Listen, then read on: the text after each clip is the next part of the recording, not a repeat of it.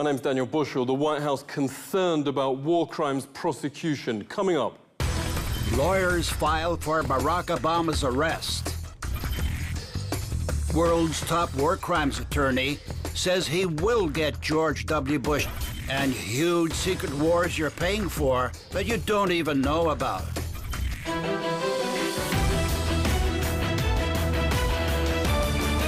Washington's putting intense and persistent pressure to overturn war crime sentences of other countries' commanders, reveals a top judge at The Hague. Judge Frederick Harhoff says the White House is getting extremely nervous about its own crimes. The court said commanders were responsible for war crimes their subordinates committed. But the chamber suddenly backtracked. The U.S. felt they were getting too close to their own commanders. A Malaysian court already found George W. Bush and his deputies guilty of torture and war crimes. At the trial, Mahathir Mohamad, Malaysia's ex-premier, heard from victims and witnesses and was blunt. These are basically murderers, and they kill on a large scale. The 8 convicted were John Yoo. Newsweek reports he advised Bush that whole villages can be legally, quote, massacred. The dean of Yale Law School called Jay Bybee's infamous torture memo the most erroneous legal opinion he has ever read. The National Lawyers Guild filed a complaint over William Haynes's recommendations for so-called stress positions and use of dogs against prisoners. Newsweek notes Richard Cheney's lawyer David Addington penned the key memorandum that the Geneva Convention doesn't apply to them. Alberto Gonzalez wrote that the laws against torture are, quote, obsolete and quaint. The Senate Armed Services Committee reports Donald Rumsfeld approved the, quote, aggressive techniques used in Guantanamo and black sites around the world. Richard Cheney told the Washington Times he, quote, signed off on the so-called enhanced interrogations. I don't care what the international lawyers say, we're going to kick some said Bush, notes counter-terrorism head Richard Clarke. The world's leading war crimes lawyer was on that prosecution team. Francis Boyle sent President Milosevic to The Hague in 2001. He was the first to bring an Israeli general to court for atrocities against Palestinians. Now, his lawsuits around the world against Bush are cornering him, stopping him from travel. Professor Boyle, thanks a lot for joining us. Will you get Bush and co, even if they stay at home? Bush and the rest of them have been advised by their attorneys not to be traveling around the world. We're going to get them here, too. They killed about 1.5 million Iraqis. As for U.S. service personnel, Bush and the rest of them murdered about 5,000. That's why I think it's going to take longer, because the offenses were so grave and so extreme compared to Milosevic. What's people's reaction to you closing in on him? I think they'll be rejoicing in the streets when they're brought to justice here in America, and perhaps in other places in the world as well. Certainly Iraq, for what they did in Iraq. There's no question about that. I'm sure there'll be parades over there in Iraq when Bush and Cheney are brought to justice. George W. Bush had to cancel his first trip following the admission in autobiography Decision Points that he ordered waterboarding.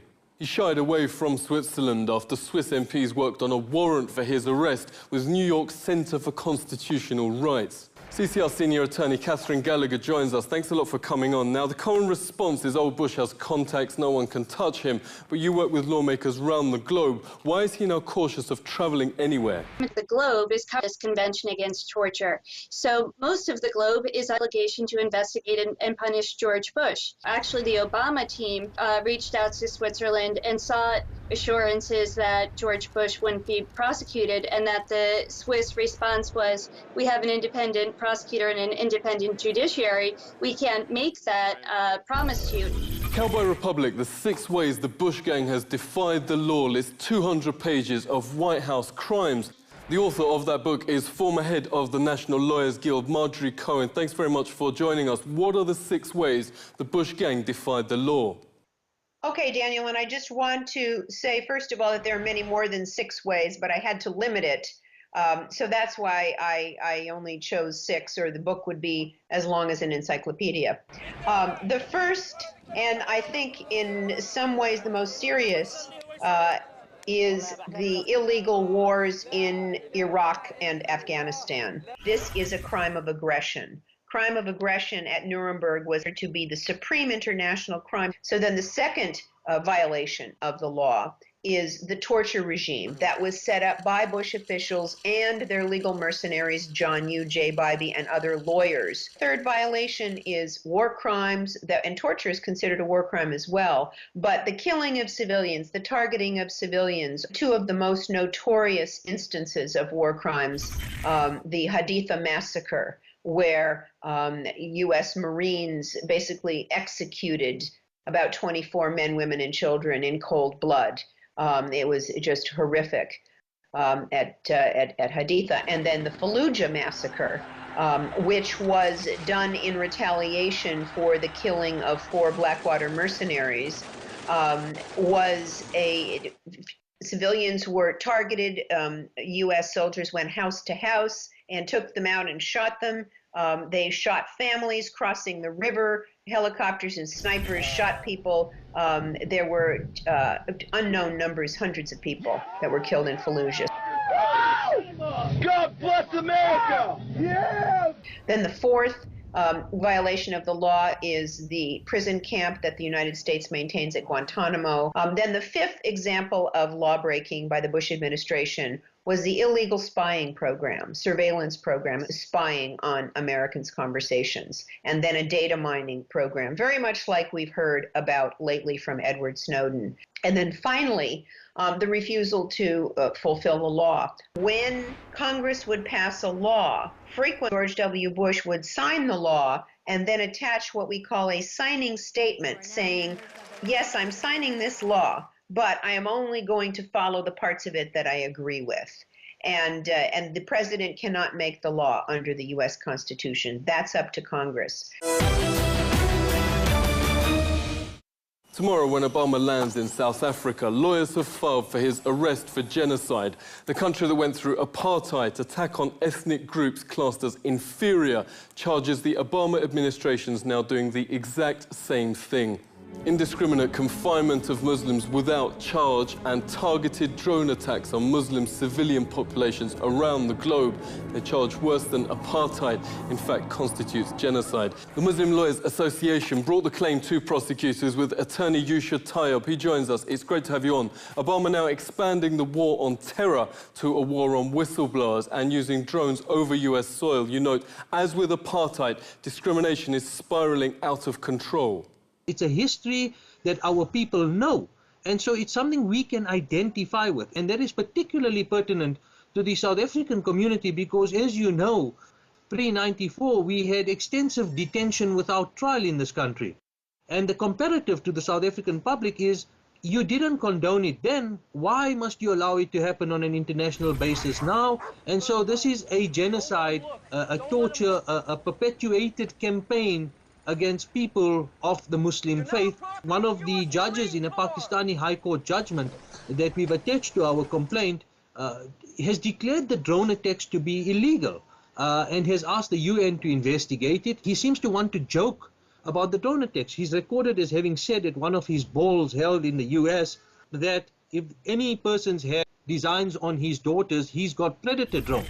But boys don't get any ideas. I have 2 words for you. Predator drones. You will never see it coming.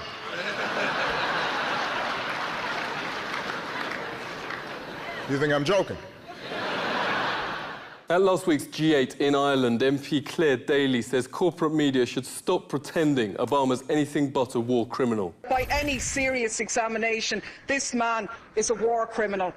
He has just announced his decision to supply arms to the Syrian opposition, including the jihadists, fueling the destabilisation of that region and continuing to undermine secularism and knock back conditions for women. And to hell with the thousands more who lose their lives or the tens of thousands more who will be displaced as this war goes on. This is the man who has facilitated a 200% increase in the use of drones, which have killed thousands of people, including hundreds of children. Transparency and the rule of law will be the touchstones of this presidency. His administration, the Washington Post says, has in fact been the most secretive since Nixon, classifying 92 million documents a year. That's even more than Bush.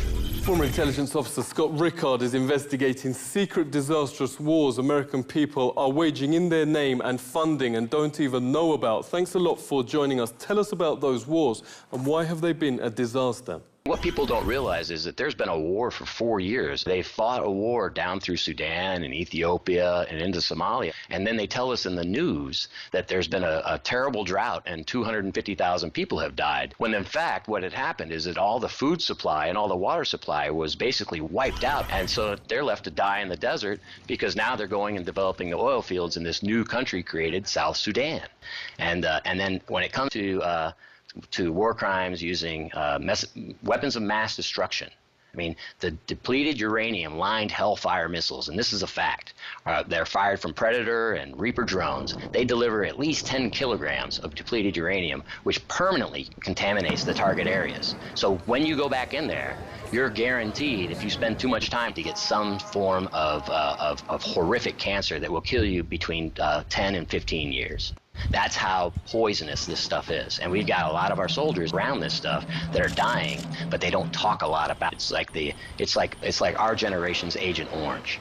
I call him Obama the Odious. Then you've also got these secret kill lists by Obama. You've got the legal wars in Libya and elsewhere. You've got, he started the covert war in Yemen and basically deposed another leader in that country. You've got enormous mercenary presence in Iraq. Sitting presidents are harder to stop. Lawyers say they may have to wait till Obama steps down. Bush and his officials are effectively prisoners in their own country, fearful of arrest if they travel abroad. For the victims of their crimes, that's not punishment enough. This is The Truth Seeker.